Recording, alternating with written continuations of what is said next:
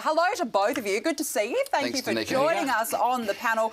Richo, look, Labor's track record speaks for itself here. Is a party weak on borders? Do you think? No. I think it's probably not our finest area of policy decision-making over the course of time. But I think these days both sides have the same policy, so it doesn't really matter in that who's in government, the same policies will be maintained. OK, so you don't think that this is just a Labor-based problem?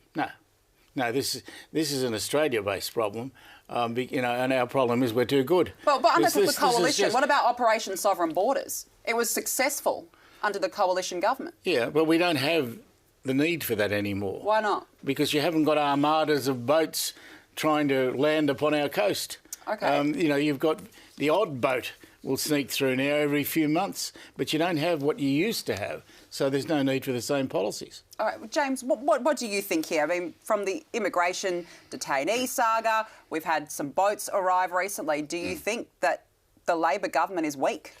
Absolutely. I mean, past performance is a good predictor of the future. So let's remind ourselves, in 2007, under the last Labor government, we had almost 1,000 boats, 50,000 illegals arrived, 1,200, as you said, died at sea, and that only stopped when Labor were removed from office and the Abbott government instituted sovereign borders.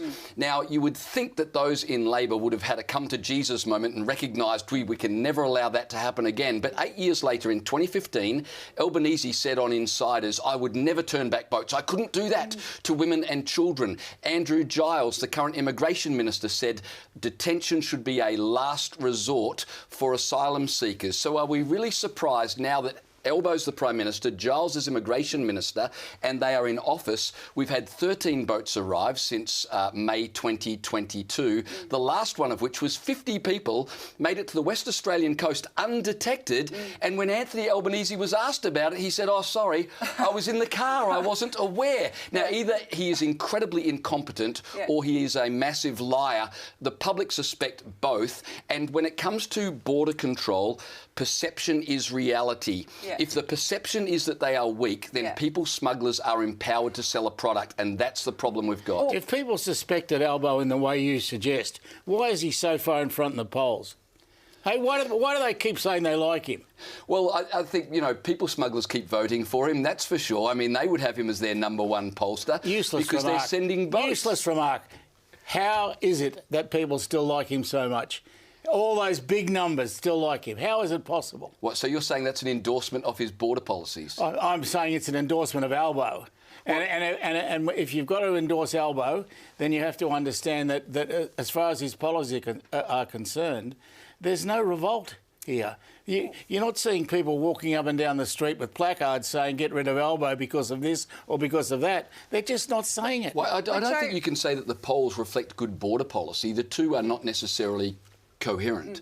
Richard, just because he's polling well doesn't mean that they're strong on border policy. Well, it's one of the big issues. It is a big issue. It is a very big issue. If it was a blatant failure on his part, it would affect his results. But the reality is his results are terrific. So it's just not a problem as far as the mob are concerned. All right, let's go to the jury and see how they're feeling about this. Belinda, what do you think? I think they're definitely weaker. I think we've seen the evidence speaks for itself, really. Albo has, allowed things to happen that we wouldn't be expecting. And I think when Abbott had the boats policy in place, we had security, we knew what was happening. Now we're seeing things that are unprecedented, and the public are not accepting of that. Richo, we talk about, asylum seekers rocking up unexpectedly on our shores, and they managed to get in. And I just think it's extraordinary that a boat arrival comes in WA just last month, and Aboriginal elders discovered the boat before Border Force. One was using a drone bought from JB Hi-Fi, and they managed to find the campsite. Does that not show weak policy? What it shows is a big place. It's a big border. It's a massive border. But you don't think that's an oversight? And you can't... Well, when you say oversight, I don't know how you could expect any government, and no government has been able to do it anyway, so if we're being honest about it, no one's been able to declare that our border is shut and no one can get through. It's too big an area for us ever to guarantee that. It'll never happen. All right, Richo's absolutely right. We have a massive coastline, but one of the things this government has done is they've cut surveillance hours by 14%. Yeah. So it wasn't just a mistake or a fluke. If they were serious about border control, they wouldn't be cutting surveillance hours. They would be spending the money to make sure we secure our borders. And so it's another example of Labor's failure on this issue. I wonder if it's going to be a policy It's an example issue. of being efficient. If you've not got a problem, why are you going to spend money fixing it? Clearly we have a problem because a boat arrived. Well, that's true. A boat did arrive, but look, it's going to be we got to go to the jury now. It's going to be interesting to see if this is actually a big policy one that they take to the election. But look, you've both had your say. It's time to call on the jury. Jury, we need your verdict. Are our borders weaker under Labor? Absolutely. It's not about the method of coming in. It's about what happens when they're here. OK, time is up. What is the jury's verdict? OK, all yeses except one no. The majority believe that, in fact, our borders are weaker under Labor. But, Damien, you don't think so. Why not? No, look, I agree with Richo. The borders, the policy is a policy, right? Whether it's Labor or Liberal, it's pretty much the same.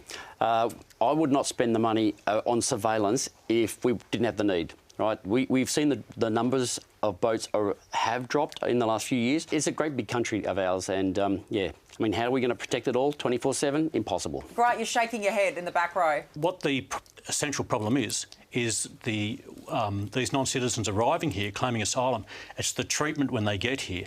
So they're detained. It's the number of appeals processes in place that delays or prevents or stops a sovereign country determining who stays here. This is where the thrust of the problem here is that we're an attractive country. We've got lots of welfare. We've got all these things. So whether they're maritime, whether they're through aircraft, it's the detention regime that we have. Fascinating one, isn't it? Graham Richardson, James Macpherson, we've got to leave it there. Thanks to both of you for joining us on the show this evening. We appreciate it.